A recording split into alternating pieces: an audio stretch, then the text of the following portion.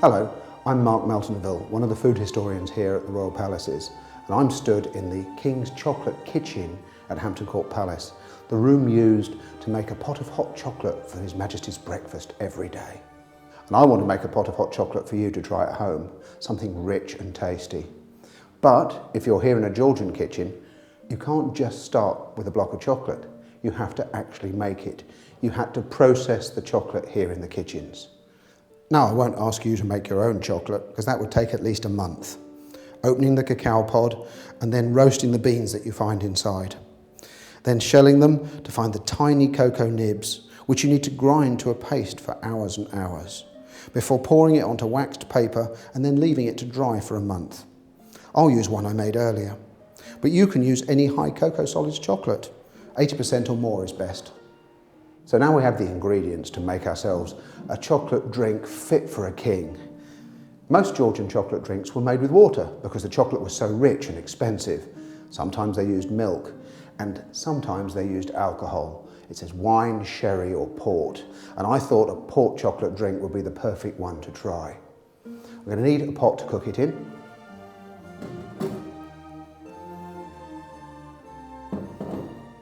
Something that will take the heat. And I need my liquid. As I said, we're going to use port, and the recipe talks about a pint of port.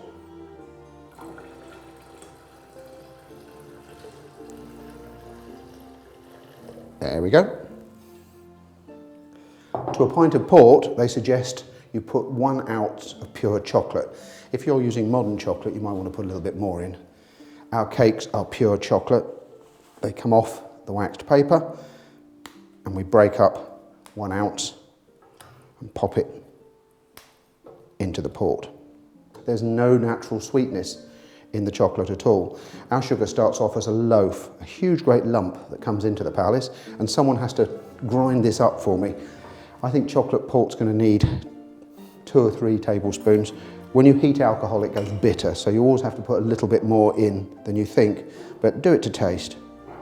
1.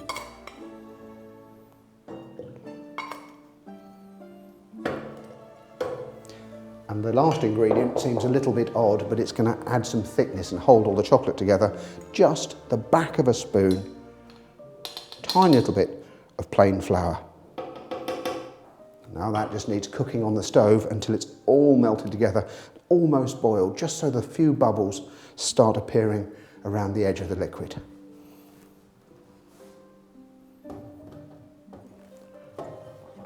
Right, so everything has cooked together.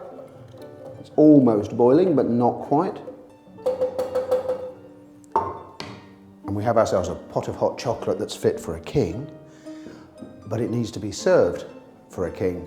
And for that, we need a nice silver chocolate pot. You can always tell a chocolate pot because not only does it have a lid, it has a mini lid on the top, which allows you to put this thing, a moulinette or mill, a whisk, into the chocolate pot. And what that's going to do is allow us to froth up the chocolate with that final flourish before you serve it.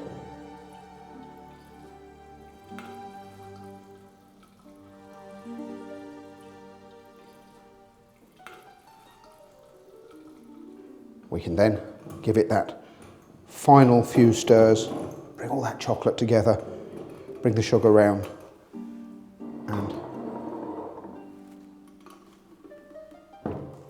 a pot of rich, dark, porty chocolate, fit for a king.